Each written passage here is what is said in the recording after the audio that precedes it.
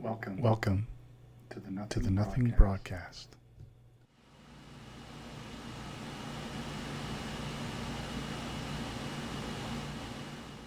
Vacant ellipsis. Flickering neon signage on a buzzing ballast, unanswering. Ellipsis. The omission from speech or writing of a word or words that are superfluous or able to be understood from contextual clues. The hung thought. The hanged man. The incomplete. The implied. In both danger and safety, comfort and pain.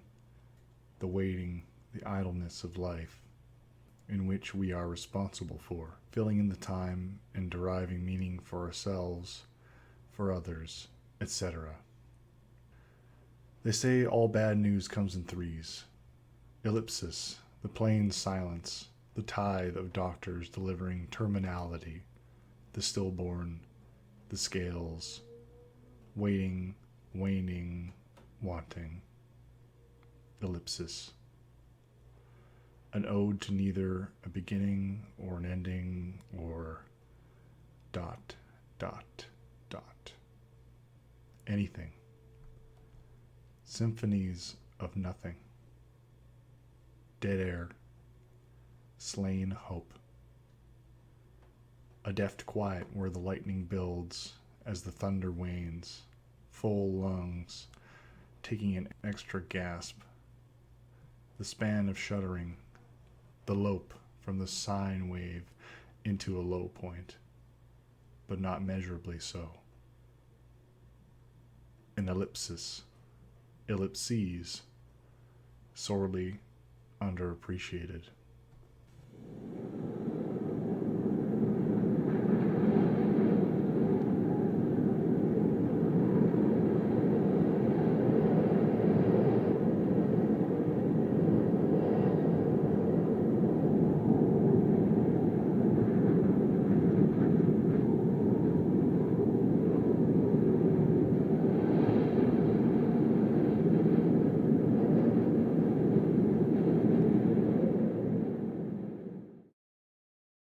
I've been thinking about the second life I may have lived were it not for the cultural erasure here in Canada.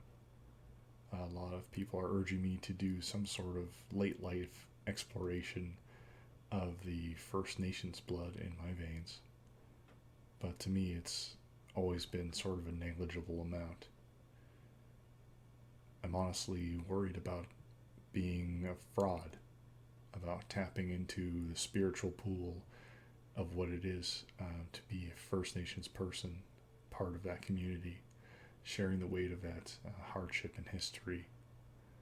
It never really seemed fair to me to come in later in life, like a tourist, like a late night shopper, just propping open a door, taking pictures that emulate hardship, but never really knowing what it was like to grow up there on a community.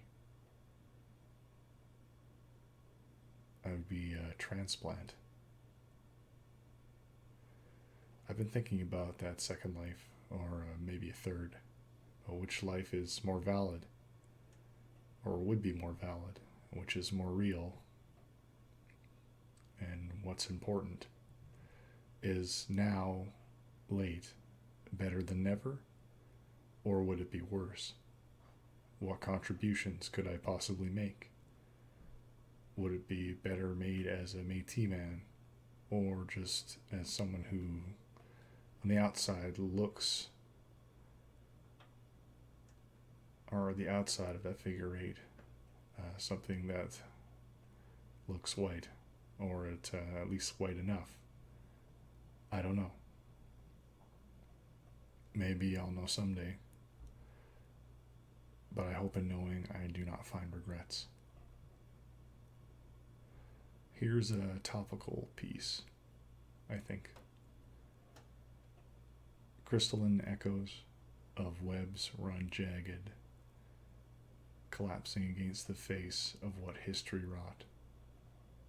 wind stripping flesh, the immolate cries at 1,000 stakes, freed from the old mortar, churned under 100 years by the twisting abuse of saints. You'll know me by the raw and torn, by the salted splines of feathers shorn, bristling under embers, and by ire. You'll know me by my face, a starboard shackle rusting on the rolling waves, and chafed joints, iron-scented, a dark amongst the dark. You'll know me by the calluses of your hands, leaving me in a grave unmarked, yet we return to the same soil. And when we meet in hell, you'll know me by my face, from which you can no longer turn away, and the weight of paper pages cannot press my gaze astray. Now, in reading that, am I a fraud for having empathy? Life is a messy place to muse, isn't it?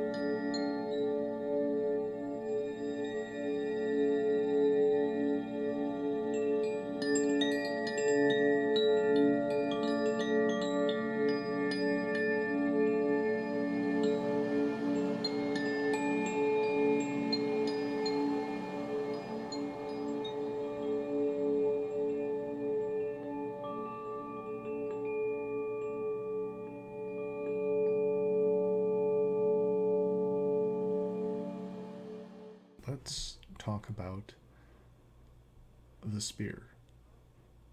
The spear is an interesting thing. It's an early marriage of something wrought from nature and something else made for man to become together something greater than the sum of its parts. It's a good representation of primitive man and his relationship with technology, though an argument could still be made about us being primitive here and now. Almost every, if not every, culture in its development has come to invent at least one spear-like thing. A tool for hunting and for war, for throwing and for skewering, for fishing, for providing, for conquering. Almost like a paradox. Almost. A tip to rend. Anything that can cut can bring you closer to God or further away. Hell is what you make of it. Hell is here if you let it be. It was a long time ago that I lost my faith. It was a gradual process, almost identical to my loss of belief in Santa Claus. One day, things sort of stopped adding up. These feelings and affirmations coming to some of those around me never really came to me. But I practiced. And I practiced. And I was preached upon, but still nothing extra came my way. Nothing but my waning innocence. I wasn't angry or upset. I could see why people wanted to believe, and wondered all the ways it must have been different for them. When it came time for First Communion, I declined. I hid the permission forms from my mother. She was too tired from work to notice. How would she have known? It was time to stop believing in Santa and instead appreciate the gifts given to me by just plain old regular humans. Little manifestations of their hard work, of their love for me and one another. I can respect some aspects of anything that helps people wade through the absurdity of this life, There are some things I believe, but they are vague, broad, sweeping strokes, paintings of what I can feel and intuit, but can't confirm. Maybe one day we'll be able to measure those nothings. These rambling, empty spaces that primitive man, though an argument could still be made about us being primitive here and now. These somethings, placeholders for the nothings that we couldn't yet measure or decipher, and I think that's really beautiful. I think it's really beautiful that we can recognize that it's not fair or maybe not right to limit ourselves to calling it God. Looking and not seeing it, we call it invisible. Listening and not hearing it, we call it inaudible. Reaching and not touching it, we call it ethereal. Someone else, much smarter than me, wrote something to that effect.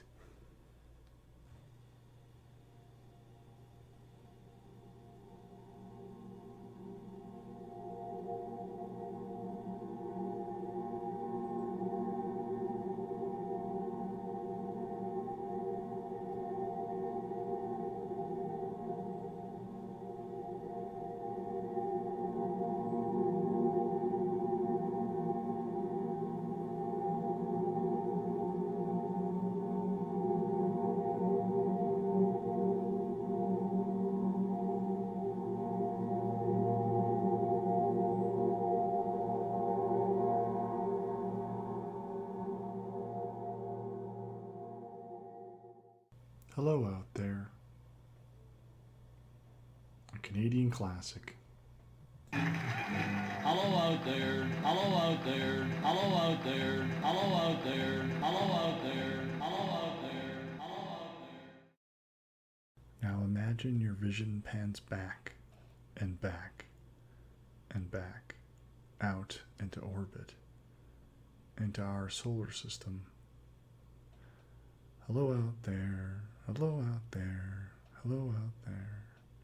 Out to the asteroid belt as the radio bands picked up from further and further back in our history, hearing 50s rock, swing music, war propaganda, then nothing.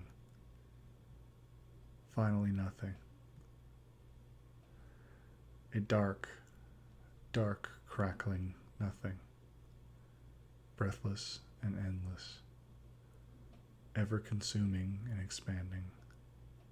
Gravity pulling individual packets of rogue atoms together into spheres or crystals, where they can, and we're all left cooling from the Big Bang. And it's still going out, without edges, without form. Form comes from the formless. Then order descends into chaos, like breaths back and forth forever. And did you know the only way you can tell I'm getting further away is a change in the color of the light reflecting off of me? Red is for getting closer. Blue is for getting further, because there's no horizon out here. There's no curve, no reference point, but the ego, the self. Or maybe it was the other way around. Hello out there. I hope you're doing all right.